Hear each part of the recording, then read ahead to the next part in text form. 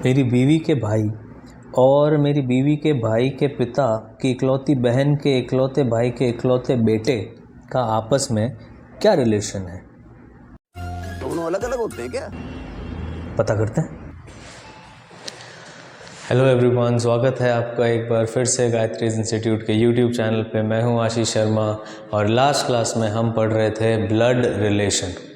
Last वाला video अगर आपने नहीं देखा हो तो प्लेलिस्ट में जाकर आप ब्लड रिलेशन पार्ट 1 देख लेना, जिस पे हमने सीखा था कि किस तरीके से हम रिलेशंस को डिवाइड करते हैं, किस तरीके से हम जनरेशन क्रिएट करते हैं। इस वीडियो से पहले एक छोटा सा क्वेश्चन आपसे पूछा गया। मुझे पूरी उम्मीद है कि आपने थोड़ा सा तो दिमाग उस क्वेश्चन के लिए लगाया ही होगा। और लास्ट क्लास के अंदर जब हमने शुरू किया था लास्ट वाला सेशन, उसमें भी एक छोटा सा क्वेश्चन आपसे पूछा गया था। तो उन दोनों ही क्वेश्चंस को आज डिस्कस करेंगे। प्लस आज के सेशन के अंदर हम ये डिस्कस करने वाले हैं कि किस किस तरीके के क्वेश्चन आपको एग्ज़ाम्स के अंदर पूछे जाते हैं, कौन कौन से टाइप हैं जिसके अंदर थोड़ी सी डिफ़िकल्टी वो बढ़ा सकता है, कौन से ऐसे क्वेश्चन हैं जिसके अंदर वो आपको फंसा सकता है। तो चलिए बिना टाइम वेस्ट किए शुरू करते हैं आज का सेशन। और अगर आप इस चैनल पर नए हैं, आपने इस चैनल को सब्सक्राइब नहीं किया है तो ज़रूर से सब्सक्राइब कर लें, बेल आइकन ज़रूर से दबा दें। चलिए तो शुरू करते हैं आज का सेशन। चैप्टर है हमारा ब्लड रिलेशन। ब्लड रिलेशन को हमने हिंदी में कहा था रक्त संबंध।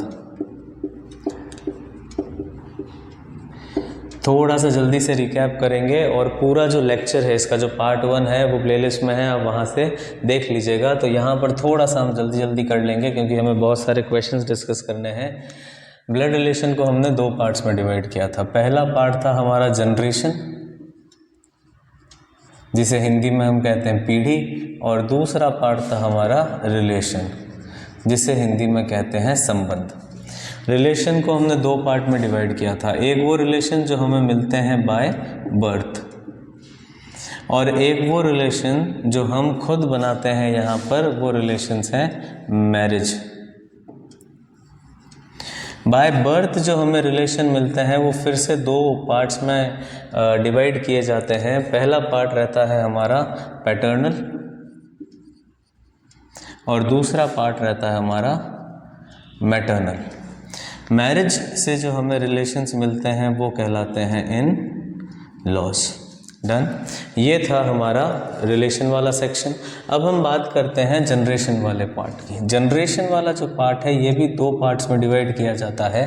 पहला पार्ट कहलाता है हमारा वर्टिकल जनरेशन और दूसरा वाला पार्ट कहलाता है हमारा हॉरिजॉन्टल जनरेशन। वर्टिकल जनरेशन के अंदर हम उन सारे रिश्तों को लेते हैं जो कि या तो हमसे बड़े हैं या हमसे छोटे हैं, और हॉरिजॉन्टल के अंदर हम उन रिलेशंस को लेते हैं जो कि हमारे बराबर हैं। वर्टिकल रिलेशन के अंदर वो सारे रिलेशन जो कि हमसे बड़े हैं या छोटे हैं के अंदर कौन कौन आएगा? हमसे बड़े हमारे पिताजी और उनसे बड़े दादाजी, और यहाँ हमसे छोटी हमारी संतान और उससे छोटा हमारा ग्रैंड चाइल्ड या हमारी बेटे की संतान या हमारी बेटी की संतान। हॉरिजॉन्टल जनरेशन के अंदर कौन से लोग आते हैं? हॉरिजॉन्टल जनरेशन के अंदर वो सारे लोग आते हैं जो कि हमारे बराबर होते हैं। और बराबर कौन होते हैं? ब्रदर, सिस्टर या हस्बैंड, वाइफ। कल हमने इस चीज़ को क्लियर कर लिया था। कल हमने इस चीज़ को समझ चुके थे, या जो पहला वाला पार्ट था उसमें हम समझ चुके थे कि हस्बैंड और वाइफ को डबल बॉन्ड से जोड़ा जाता है और ब्रदर और सिस्टर को सिंगल बॉन्ड से जोड़ा जाता है, या ब्रदर ब्रदर या सिस्टर सिस्टर को सिंगल बॉन्ड से जोड़ा जाता है। ये सारा जो काम था ये था हमारे पिछली वाली क्लास का एक छोटा सा रिकैप। डन। चलिए अब हम आ जाते हैं सवालों पे और शुरू करते हैं आज का सेशन। अब देखिए सवाल क्या बोलता है। सवाल बोलता है, अच्छा सवाल कितने टाइप के होते हैं, सॉरी पहले वो डिस्कस कर लेते हैं, उसके बाद सवालों पे आएंगे। सवाल कितने टाइप के होते हैं, टाइप ऑफ क्वेश्चंस देखिए।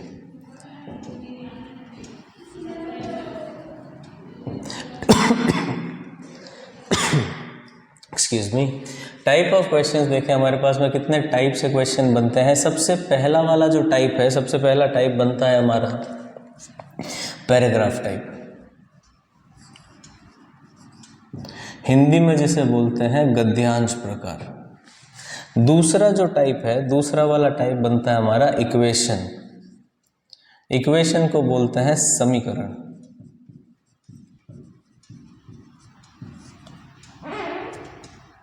तीसरा वाला जो टाइप है, तीसरा वाला टाइप हमारा बनता है इंडिकेटिव, जिसे बोलते हैं अंकित। अंकित प्रकार या अंकित प्रकार जो भी।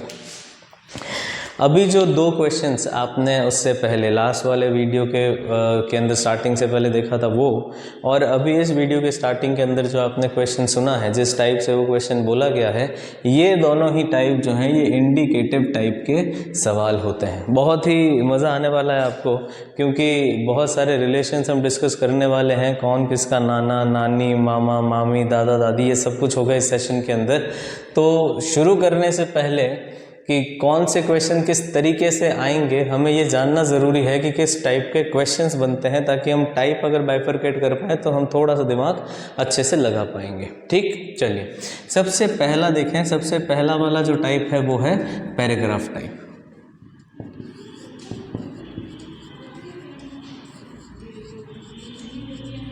अब पैराग्राफ टाइप के अंदर क्वेश्चन किस तरीके से आता है, आपको एक जनरल पैराग्राफ दे दिया जाएगा। आपको एक जनरल पैराग्राफ दे दिया जाएगा और उस पैराग्राफ के अंदर आपको बहुत सारे रिलेशंस दिए जाएंगे। आपको बनाना है एक फैमिली ट्री, और फैमिली ट्री बना के उसे अलग अलग बाइफरकेट करना है। जैसे एक क्वेश्चन मैं आपको देता हूं, और क्वेश्चन को समझेंगे हम पहले, उसके बाद उस क्वेश्चन से रिलेटेड हम एक फैमिली ट्री ड्रॉ करेंगे। ठीक, चलिए देखिए क्वेश्चन क्या है। क्वेश्चन बोलता है,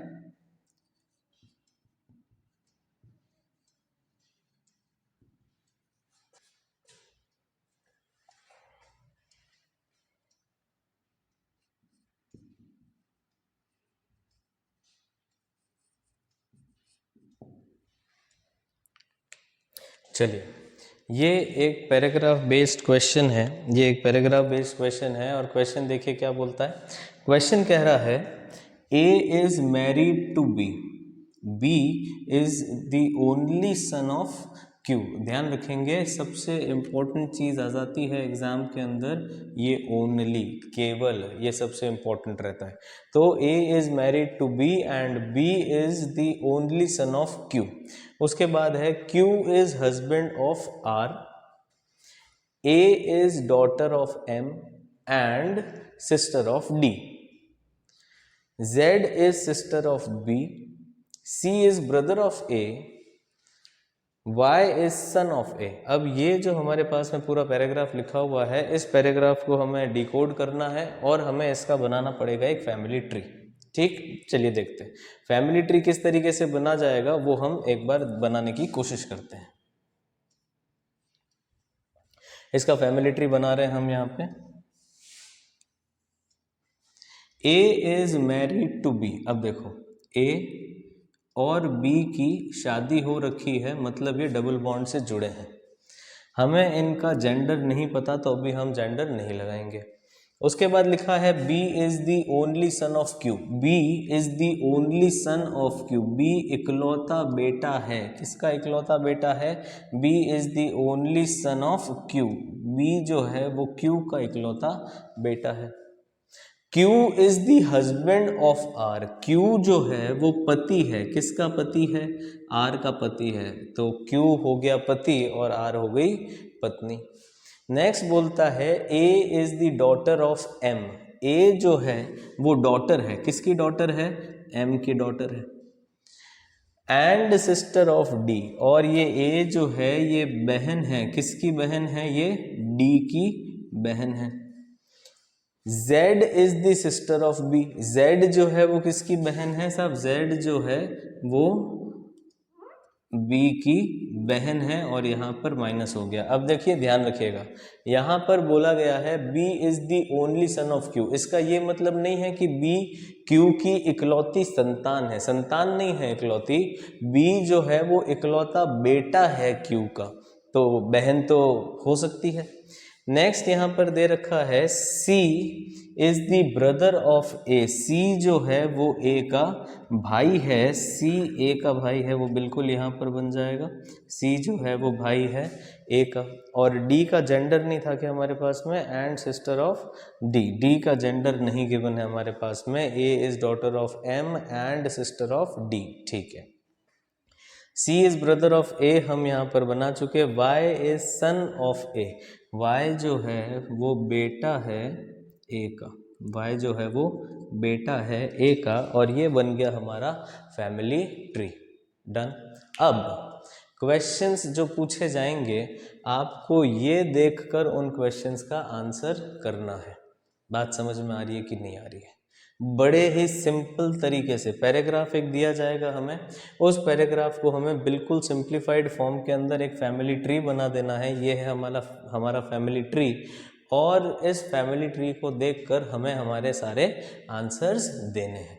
चलिए, अब जैसे पूछा जाएगा आपका कि बताइए Y के नाना कौन है, who is the maternal grandfather of Y। ये Y है। नाना, नाना का मतलब क्या हुआ? Y की माता के पिता। Y की जो माता है उसके पिता। अब Y की माता तो है A, ये तो हमें पता है, लेकिन M जो है ये A के पिता है या माता है ये हमें पता नहीं है। तो जब भी इस तरह का क्वेश्चन आ जाएगा हमारे पास में तो आंसर होगा कैन नॉट बी डिटरमाइन, पता नहीं लगाया जा सकता। या फिर वो ऑप्शन में दे देगा डेटा इनसफिशिएंट, डेटा पर्याप्त नहीं है। सेकंड क्वेश्चन देखें। सेकंड क्वेश्चन पूछेगा कि साहब बताइए Y की दादी कौन है। Y की दादी कौन है? Y की दादी का मतलब Y के पिता की माता। तो Y के पिता कौन है? B। और B की माता कौन है? R। तो Y जो है Y की दादी कौन हो जाएगी?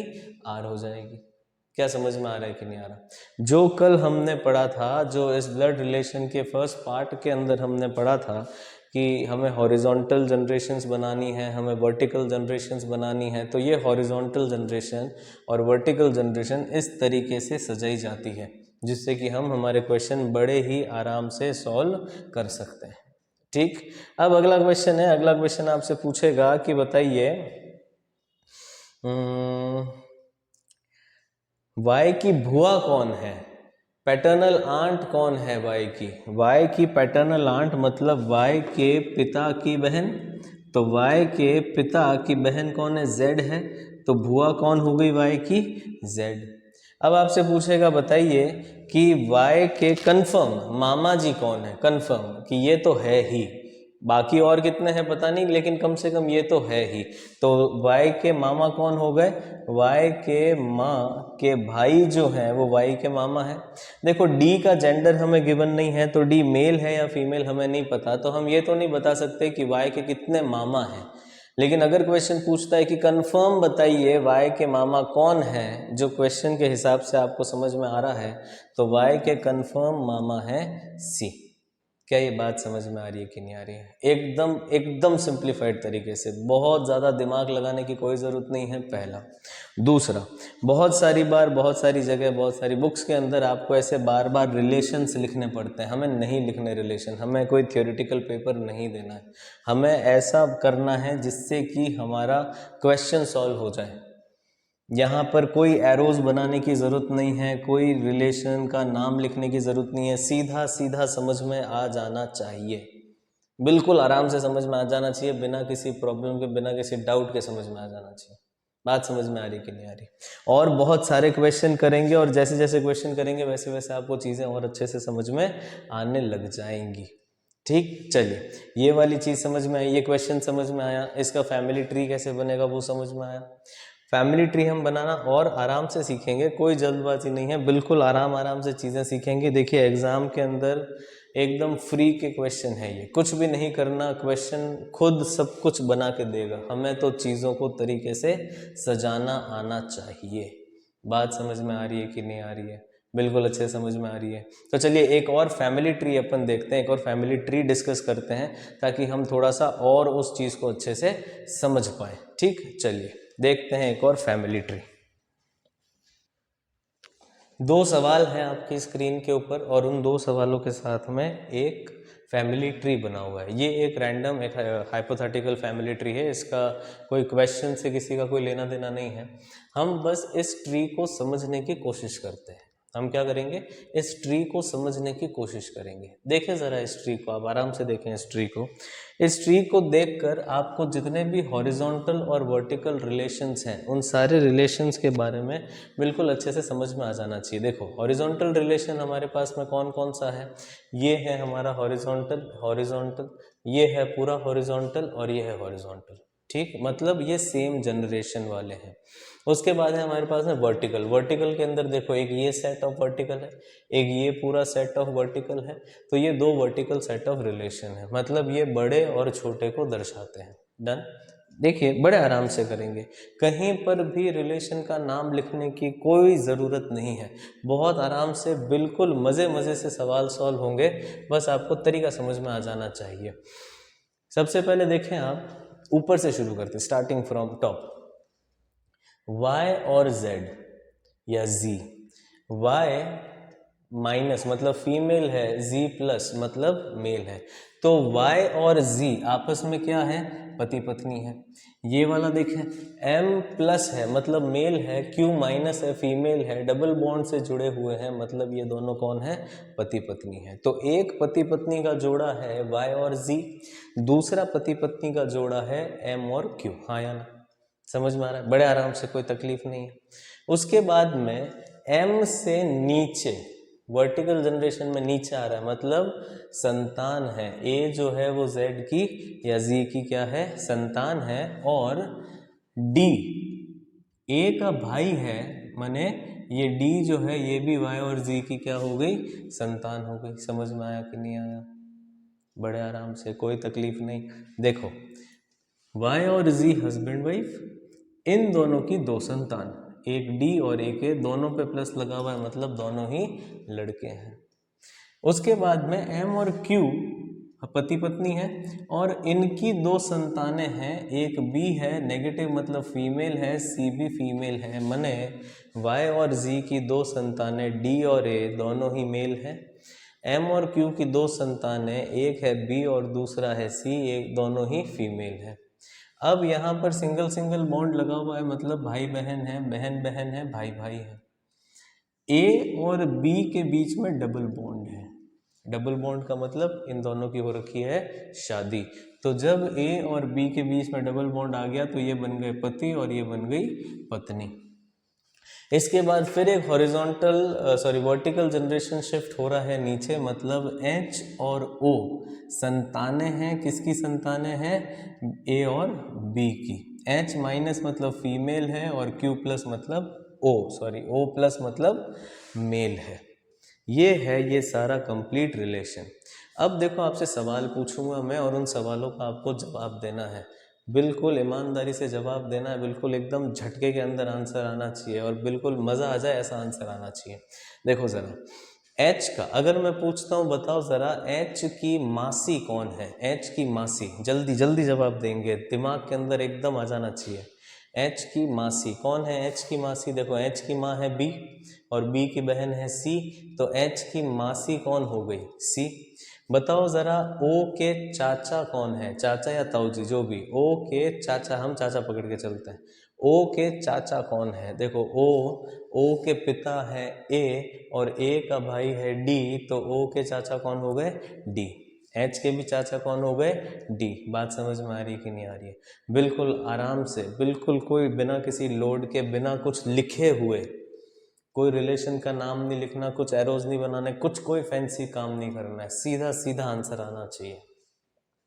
अच्छा चलिए बताइए कि A की सास कौन है, A की सास कौन है, A की सास है Q और B की सास कौन है, बॉम्बे, B फॉर बॉम्बे, बॉम्बे की सास कौन है, Y। देखो ये इसकी माँ है, ये इसकी माँ है, तो A की जो माँ है वो B की सास और B की जो माँ है वो A की सास। बात समझ में आ रही है कि नहीं आ रही, सांस में सांस आ रही है कि नहीं आ रही है, आ रही है एकदम बढ़िया, मज़ा आ रहा है कि नहीं आ रहा है।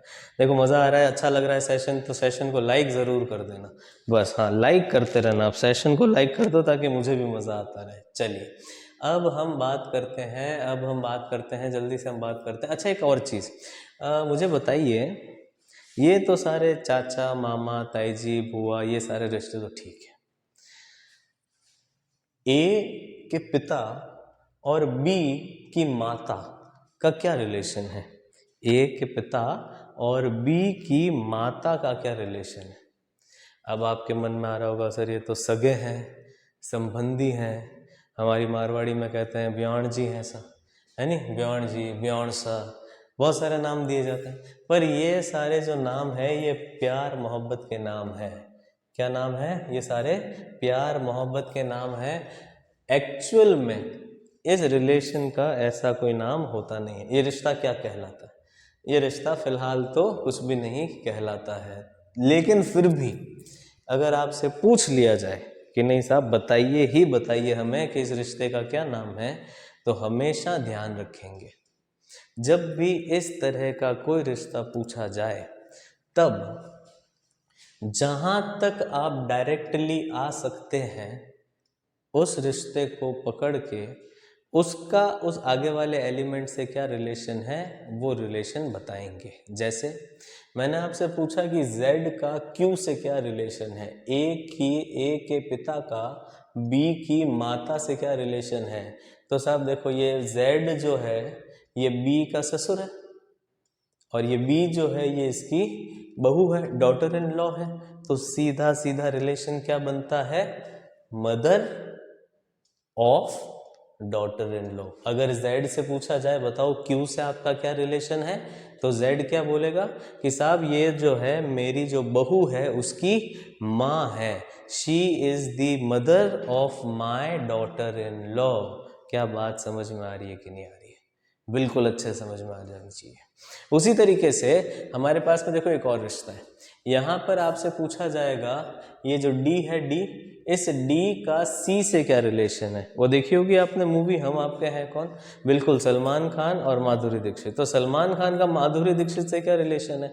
अब डायरेक्टली तो कोई रिलेशन ऐसा है नहीं। यहाँ पर D का इस C से डायरेक्टली तो कोई रिलेशन है नहीं। तो फिर अगर तब भी पूछ लिया जाए D का C से कि नहीं बताओ क्या रिश्ता है, तो फिर D क्या बोलेगा कि ये मेरे भाभी की बहन है, she is the sister of my daughter in law. क्या बात समझ में आ रही है कि नहीं आ रही? बिल्कुल अच्छे से समझ में आ जानी चाहिए, एकदम मज़ेदार तरीके से समझ में आ जानी चाहिए। देखो D का रिलेशन पूछा ना C से, या C का रिलेशन पूछा D से, तो D क्या बोलेगा C के बारे में कि ये मेरे भाभी की बहन है। D क्या बोलेगा? She is the sister of my sister in law. क्या फैमिली ट्री समझ में आया? किस तरीके से फैमिली ट्री को पढ़ते हैं, किस तरीके से फैमिली ट्री में से रिलेशन निकालते हैं बिना कोई रिलेशन लिखे। हमें नहीं लिखना यहाँ पे father mother grandfather grandson grand child wife husband, कुछ नहीं लिखना, एकदम साफ सुथरा रखना है इसको और बिल्कुल आराम से रिलेशन निकालने हैं इसमें से। ये हमें समझ में आ जाना चाहिए। चलिए 2 क्वेश्चन है अब आपके लिए। सबसे पहला क्वेश्चन देखो, सबसे पहला क्वेश्चन क्या बोलता है? A is son of B, A is son of B, A B का बेटा है। B and C are sisters, B और सी दोनों आपस में बहनें हैं। E is mother of C, E जो है वो माँ है सी की, and D is son of E, D जो है वो सन है, किसका सन है? ई का सन है। तो how is D related to A, D का ए से रिलेशन हमें बताना है। फटाफट सबसे पहला काम क्या करेंगे? सबसे पहला काम करेंगे फैमिली ट्री बनाने का। मैं आपको दे रहा हूँ 10 सेकंड, 15 सेकंड ले लो इसको, 15 सेकंड के अंदर फटाफट बना के बताओ फैमिली ट्री। बताइए फैमिली ट्री बना के बताइए, जल्दी से बना दो। 10 सेकंड बहुत होते हैं फैमिली ट्री बनाने के लिए। 2 लाइन का क्वेश्चन है, 2 लाइन 1 लाइन का क्वेश्चन है, जल्दी से बताओ फैमिली ट्री बना के बताओ।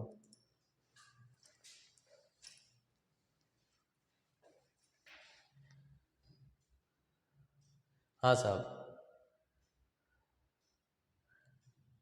बस हो गया टाइम, इससे ज़्यादा टाइम नहीं मिलेगा। फैमिली ट्री कैसे बनेगा देखें ज़रा। Family tree, A is son of B, A is son किसका सन है ये? बी का son. B and C are sisters, B और सी दोनों क्या हैं? सिस्टर्स हैं। तो ये बी और सी दोनों क्या हैं? सिस्टर्स हैं। उसके बाद में ये बोलता है ई is mother of C, E जो है वो सी की मदर है। ये थोड़ा सा ऊपर ज़्यादा चला जाएगा, इसको मुझे नीचे बनाना पड़ेगा। तो A is son of B, B and C are sisters, E is mother of C, E जो है वो मदर है, किसकी मदर है? सी की मदर है। उसके बाद में ये बोलता है D is son of E, D जो है वो ई का क्या है? सन है। डी इज सन ऑफ ई, मतलब कुल मिला के बात ये हो गई कि ई जो है वो माँ है, बी सी और डी ये दोनों, ये तीनों आपस में क्या हो गए? भाई बहन हो गए। और ए जो है वो बी की संतान हो गई। बात समझ में आ रही है कि नहीं? बिल्कुल आराम से समझ में आनी चाहिए, कोई रिलेशन लिखने की जरूरत नहीं है। अच्छा सा फैमिली ट्री बना दो, सारा आंसर अपना आप आ जाएगा। अब ये बोल रहा है how is D related to C, ये जो डी है इसका इस ए के साथ में क्या रिलेशन है? इस डी का इस ए के साथ में क्या रिलेशन है? तो क्या रिलेशन निकलेगा? ये तीनों भाई बहन, बी और सी बहनें हैं, डी भाई है, और बी की संतान ये है। तो बताइए ये डी कौन हुआ? ए की माता कौन? बी। ए की मासी कौन? सी। ए का मामा कौन? बी का भाई डी। और यही हमसे पूछा है how is D related to A, D का ए से क्या रिलेशन है? तो साहब डी जो है वो ए का मामा है। अब अगर पूछ लेते बताओ ई का रिलेशन क्या है, तो देखो ये है माँ, और ई जो है वो ए के माँ की माँ है। ई जो है वो कौन है? ए के माँ की माँ। बात समझ में आ रही कि नहीं आ रही है? तो ये ई ए की कौन हो गई? नानी। समझ में आया? आराम से। चलो अगला क्वेश्चन देखो। 10 सेकंड का टाइम है, 15 सेकंड का टाइम ले लो, 15 सेकंड का टाइम है, फटाफट फैमिली ट्री बना के बताओ जल्दी से, जल्दी जल्दी जल्दी। 15 सेकंड बहुत होते हैं, 15 सेकंड तो।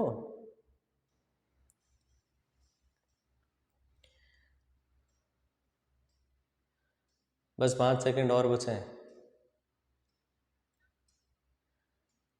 और हो गया टाइम। बिल्कुल टाइम खत्म हो गया, टाइम खत्म हो गया। चलो देख लो वापस से इधर। B is daughter of A, sorry A is daughter of B, A is daughter of B, B is mother of C. अब ये बी कौन है? ये माँ है, किसकी माँ है? सी की माँ है। D is brother of C, D जो है वो सी का भाई है। अब क्वेश्चन पूछा है how is D related to A, इस डी का इस ए से क्या रिलेशन है? बताइए कौन है ऐसा जो इसका जवाब नहीं दे सकता? बिल्कुल आराम से जवाब दिया जा सकता है। ए जो है बेटी है बी की, बी जो है वो माँ है सी की, सी का जो भाई है वो डी है। तो ये ए सी और डी तीनों ही आपस में क्या हो गए? भाई बहन हो गए। बात समझ में आ रही है कि नहीं आ रही है?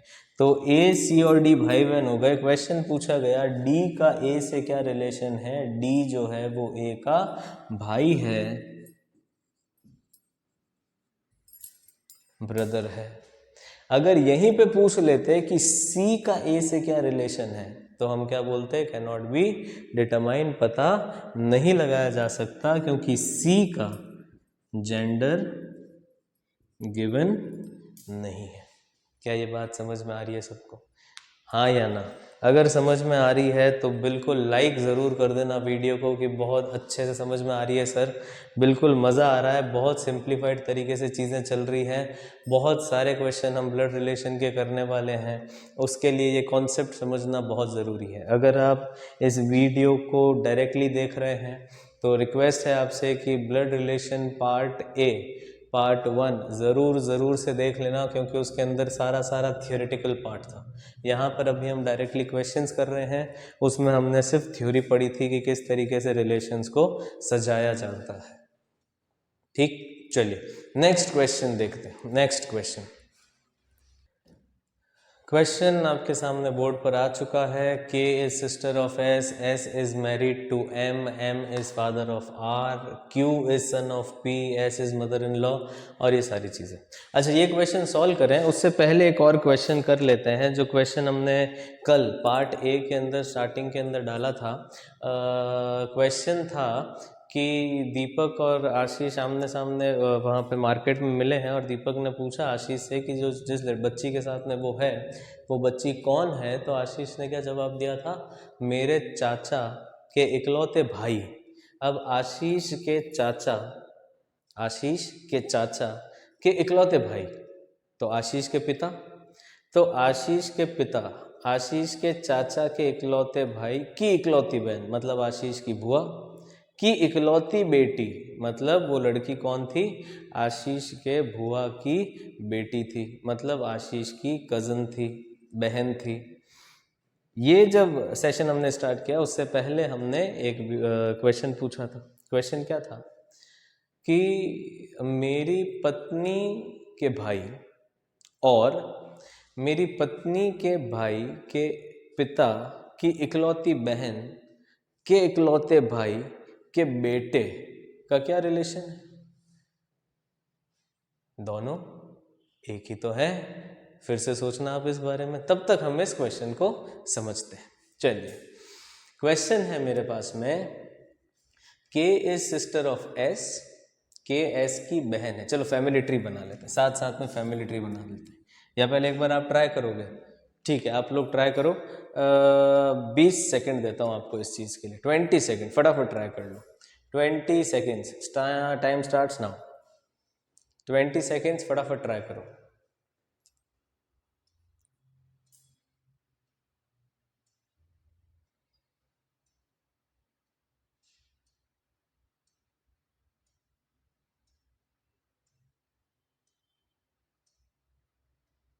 चलिए, हो गया टाइम्स अप।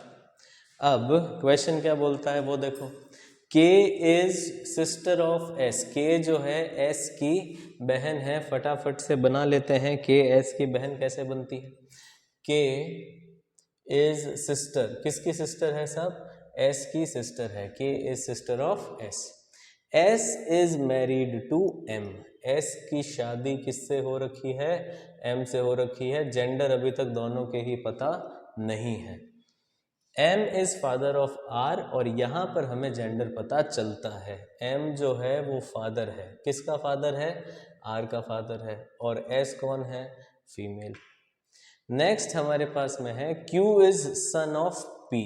अब यहाँ पर क्यू किधर है? कहीं पर भी नहीं है। पी और क्यू को अभी तो हम नहीं जोड़ सकते, लेकिन Q is son of P है। क्यू जो है वो सन है, किसका सन है? पी का सन है। S is mother in law of P, S जो है वो किसकी मदर इन लॉ है? पी की मदर इन लॉ है। ये जो एस है ये पी की मदर इन लॉ है। पी की मदर इन लॉ का मतलब, पी की मदर इन लॉ का मतलब, पी की मदर इन लॉ का मतलब हुआ कि या तो आर की शादी पी से हुई है, या हो सकता है इस एम की और भी कोई संतान होगी जिसकी शादी हो रखी है। तो इस वाले पार्ट को भी अभी हम नहीं छेड़ सकते। नेक्स्ट पे आ जाओ। M has only one son and no daughter, M के केवल एक ही बेटा है और कोई बेटी नहीं है। जिसका मतलब क्या होता है कि आर जो है वो बेटा है। आर जो है वो कौन है? आर जो है वो एम का बेटा है। और अब P जो है वो S की बहू बन गई, क्योंकि यहां पर लिखा हुआ था हमारे पास में कि S is mother in law of P। तो S जो है वो P की मदर इन लॉ बन गई।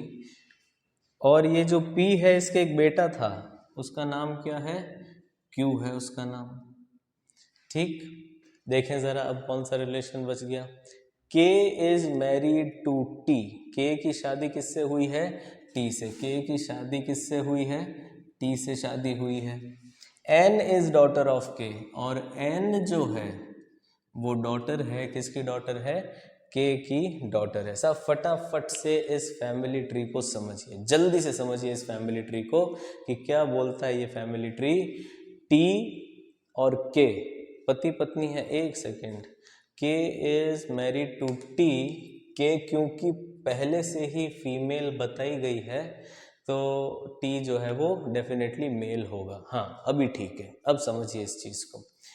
टी इज मैरिड टू के मतलब टी और के पति पत्नी है। एम और एस की शादी हो रखी है, एम और एस पति पत्नी है। के एक संतान है जो कि लड़की है और उसका नाम एन है। एम के केवल एक ही लड़का है, वो आर है। आर की शादी हो रखी है पी से, और पी और आर इन दोनों के एक संतान है जो कि लड़का है जिसका नाम क्यू है। क्या ये बात समझ में आ रही है कि नहीं आ रही है? ये रिश्ते समझ में आ गए। अब मैं आपसे सीधे सीधे सवाल पूछूंगा और आपको सीधा सीधा जवाब देना है, ठीक? चलिए मुझे बताइए, क्यू के दादाजी कौन है?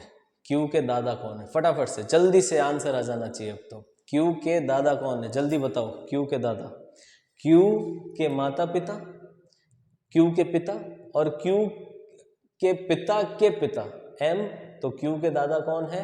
एम। क्यू की दादी कौन है? क्यू की दादी एस। अब मैं अगर आपसे पूछूं कि बताइए एम की साली कौन है? Sister in law. एम की सिस्टर इन लॉ कौन है? तो एम की सिस्टर इन लॉ है के। और अगर आपसे पूछूं कि टी की सिस्टर इन लॉ कौन है? तो टी की सिस्टर इन लॉ है हमारे पास में एस। क्या ये बात समझ में आ रही है कि नहीं आ रही है? रिलेशन एकदम जल्दी से आंसर आने चाहिए। अच्छा बताइए एन की मासी कौन है? एन की मासी, एन की मासी, एन की माँ और माँ की बहन एस, तो एन की मासी कौन हो गई? एस। और एन के मासा जी कौन है? Maternal uncle. एन के मैटरनल अंकल कौन है? एम। क्या ये बात सबको समझ में आ रही है कि नहीं आ रही है? पी के father in law M, P की mother in law S, Q की दादी एस, क्यू के पिता आर, क्यू की माता पी, आर के मैटरनल अंकल या यूं कहें आर के मासाजी कौन है? तो आर के मासाजी हैं टी। क्या ये बात सबको समझ में आ रही है कि नहीं आ रही है? एकदम अच्छे से समझ में आ रही है। तो क्या पैराग्राफ टाइप के अगर क्वेश्चंस आपके जीवन में आएंगे, आपके एग्जाम के अंदर आएंगे, तो आप उन्हें सॉल्व कर पाएंगे कि नहीं कर पाएंगे? बड़े आराम से सॉल्व करना है। और ये पैराग्राफ टाइप के क्वेश्चन इंपॉर्टेंट इसलिए भी हैं क्योंकि हमारे पास में एक आगे चल के टॉपिक आएगा जिस टॉपिक का नाम है पजल। पजल के अंदर आजकल हमें ब्लड रिलेशन के साथ में पजल देते हैं, जैसे few people are sitting around a circle facing center, और उन सब का आपस में कुछ रिश्ता होता है। तो वैसी पजल को सॉल्व करने के लिए हमें पहले पैराग्राफ टाइप की ये ब्लड रिलेशंस को समझना पड़ेगा, क्योंकि वहाँ पर हमें पहले फैमिली ट्री बना के रिश्तों को सजाना है और उसके बाद उन्हें गोल मेज के चारों तरफ या जैसे भी बिठाना है उस तरीके का काम हमें करना पड़ेगा।